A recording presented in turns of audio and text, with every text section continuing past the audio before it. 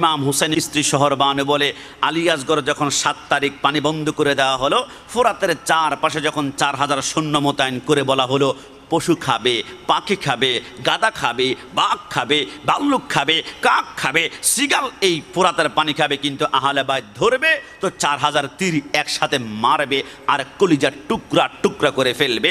যখন এই কথা শুনলো ইমাম হোসেনের স্ত্রী বলল, আমি যখন আলিয়াজগড়ের কান্না শুনতে পাচ্ছি, কারণ আমি শহর বানু ৩ দিন পর্যন্ত পানি পান করতে পারি নাই, আর না করার কারণে আমার স্তনগুলো শুকিয়ে গিয়েছে, ১ ফোঁটা দুধ নাই। আলিয়াজগড়কে যখন দুধ দিতে পারছি না, ১ ঘন্টা ২ ঘন্টা, একদিন ২ দিন কান্না করে আলিয়াজগড় চটপট চটপট করছে। আমি মাটির মধ্যে যখন শোয়াবো, ইমাম হুসাইন বলে খবরদার, আলিয়াজগড়কে কোনো মতে মাটির মধ্যে শোয়ানো যাবে না। বলে কেন? বলে বলা হবে আলিয়াজগড় যখন শহীদ হয়ে গেল, শহরবানে বলে এবারও তো বলবেন কেন আলিয়াজগড়কে মাটির মধ্যে শোয়াতে আপনি নিষেধ করেছেন। হযরতে ইমাম হুসাইন বলে আমি কল্পনা করলাম ইব্রাহিম আলাইহিস সালামের সন্তান ইসমাইলকে যখন সাফা মারওয়ার মধ্যে রেখে মা হাজরা পানির জন্য সাফা থেকে মারওয়া, মারা থেকে সাফা দৌড়াদৌড়ি করতে লাগলো। আমার আল্লাহ বলে ইসমাইলের কান্না আমার সহ্য হয় নাই। ইসমাইল কান্না করতে করতে পা যখন নাড়াচ্ছিল, হঠাৎ করে ডান পায়ের গোয়ালে মাটির মধ্যে ধাক্কা খেলো, ওইখান থেকে পানির ফোয়ারা বের হলো, ওইটার নাম জমজমের পানি, যেটা জান্নাতে হাউজে কাউসার সাথে সম্পর্ক।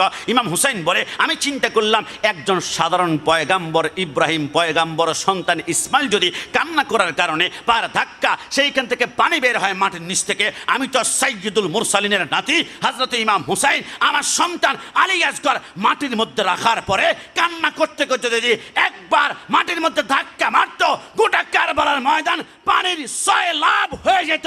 কথা বলুন ঠিক কিনা?